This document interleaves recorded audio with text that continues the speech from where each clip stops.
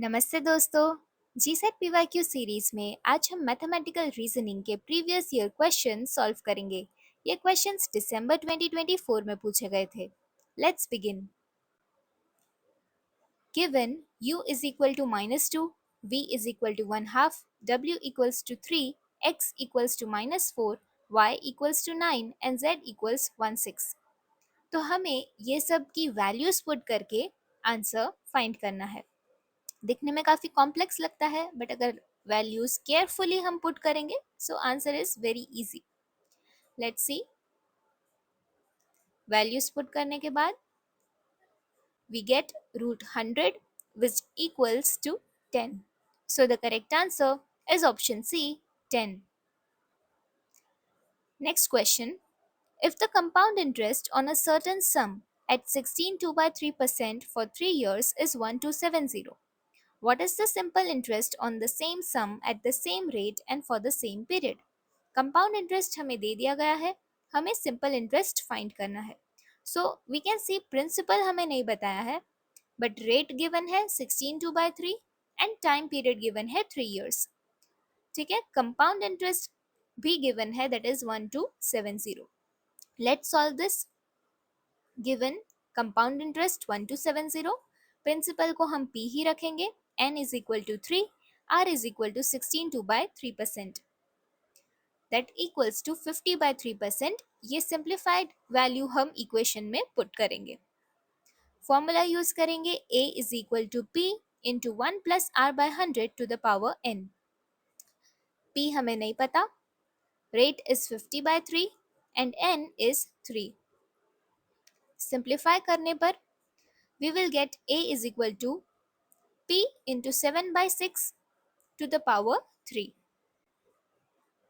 So a is equal to p into 343 upon 216. अब compound interest का formula लिखेंगे which is a minus p. Putting the values of a and p, we get compound interest is equal to principal into 127 upon 216. Simplify करेंगे तो p की value हमें मिल जाएगी 2160। अब simple interest के लिए हमारे पास प्रिंसिपल अमाउंट है 2160, time period 3 years and rate is 16/2/3% which is 50/3%। Simple interest का फॉर्मूला PNR upon 100, इसमें वैल्यूज पुट करेंगे, we get simple interest is equal to 1080। Let's see the options. Yes, it's option A, rupees 1080। So this is about complete the letter series। तो हमें कुछ letters दिए गए हैं with blanks, हमें ऐसे लेटर्स इसमें फिल करने हैं कि एक पर्टिकुलर पैटर्न बने। Here are the options and here is the logic. तो हमारा पैटर्न है ABBA, ABBA, ABBA, ABBA। So first blank में we get B, then A, B, B and A। BABBA ये हमारा आंसर होगा। देखते हैं क्या ये ऑप्शंस में है। Yes, it's option B. So BABBA is the correct answer. 34. The average of three numbers is given as 44.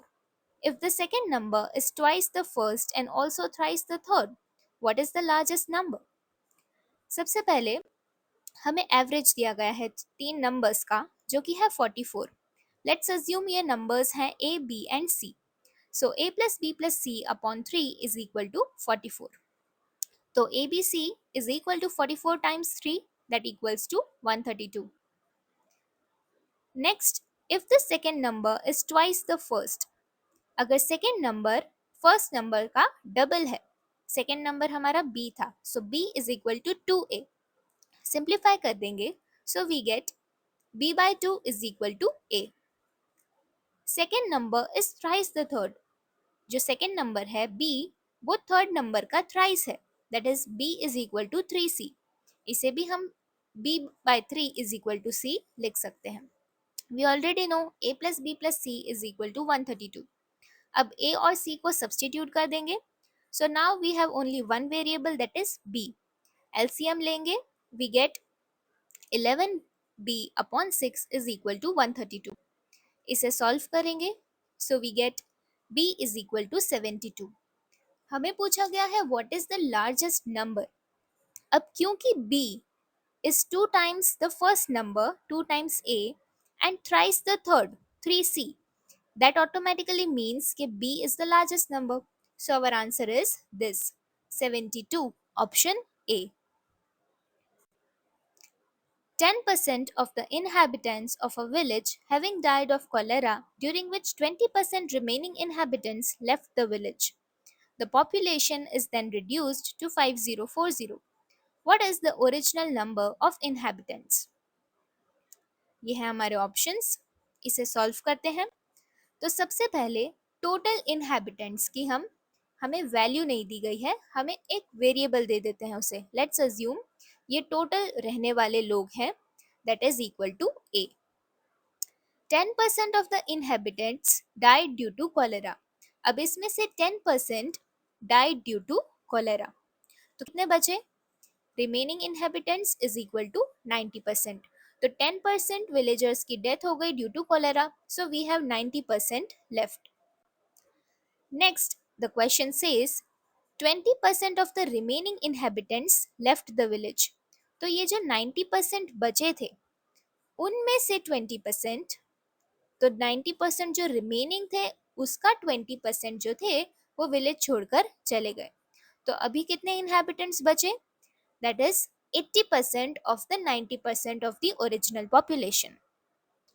Question में ये भी दिया गया है कि पॉपुलेशन रिड्यूस टू 5040, मतलब कि अभी जो इनहैबिटेंट्स बचे हैं वो कितने हैं? 5040. We already know 80% of 90% of A has remained. तो इसी इक्वेशन को लेकर सॉल्व करेंगे और A की value that is the original number of inhabitants हमें मिल जाएगा. So 80 by 100 times 90 by 100 times A is equal to 5040. So simplify करने पर we get A is equal to 5040 into 100 upon 90 into 100 upon 80, which gives the value of A is equal to 7000. So the original number of inhabitants were 7000. तो हमें दिया गया था 10% died due to cholera and 20% of the remaining inhabitants left the village. अब ये तरीका सही तो नहीं है, बट अगर हम रैंडमली इसे ओवरव्यू की तरह लें और ऐसे कंसिडर करें कि 30%, 10% इनहेबिटेंट्स डाइड एंड 20% लेफ्ट, तो मोटा मोटी 30% of the original population left, तो कितनी बची? 70%. अब 70% जो बचे उसका नंबर हमें दिया गया है 5040. So if 70% equals 5040, 100% will equal to, मतलब ओरिजिनल पॉपुलेशन कितनी होगी?